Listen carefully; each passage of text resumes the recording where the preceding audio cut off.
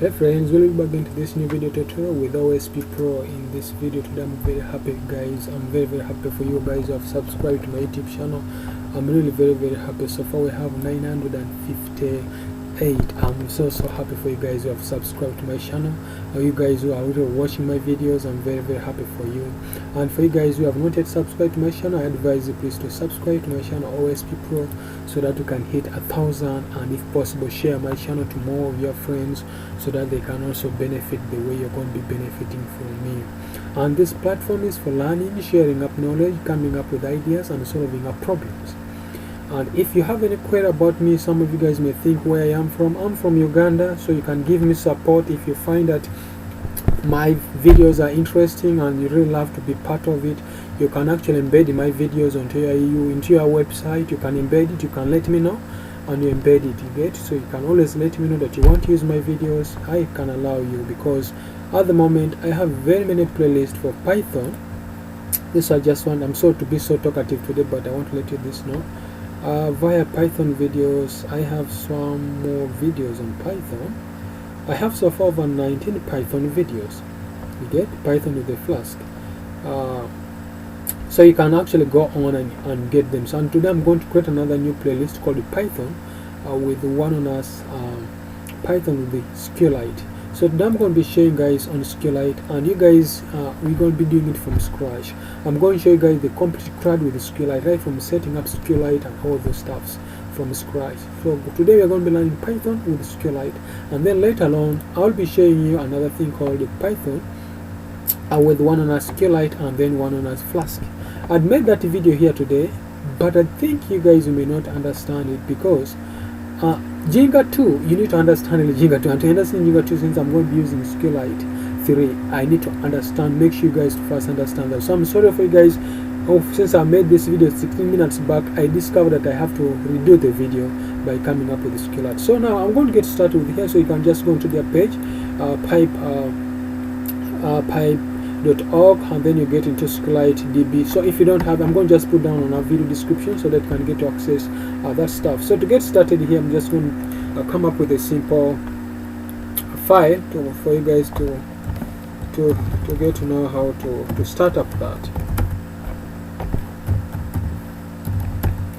Okay, so this is it. So I'm just going to close up that file. I don't need it anymore. So this is it for now. This is what we need. So what am I looking at the moment? I'm always going to work with the given directory. I'm going to create up a directory today which is going to be called Python test. So this Python test was having some few stuffs, but I'm going to move this. Of course I'm not going to deal with anything for now or for today. So I may delete it off, or I can create up another stuff there. So it's going to be having something called a Flask. So not Flask, but it's called Python SQLite.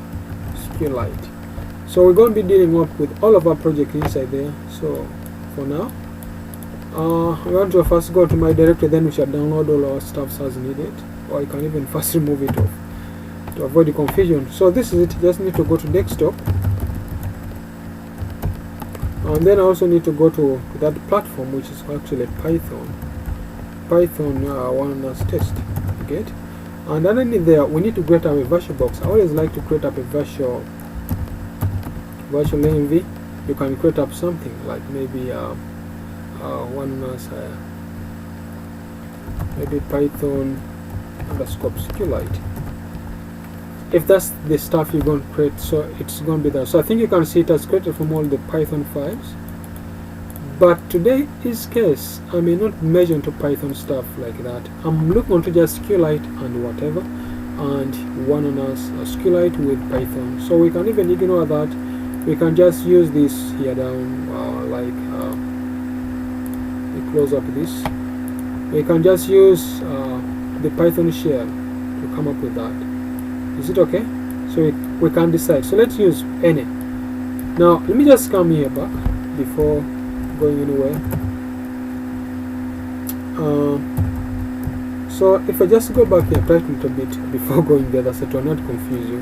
Let's just download up our SQLite very fast. So download SQLite, go to this website of theirs, copy this, and then just go to here and you paste that. So when you do that, you should have SQLite downloaded in your PC.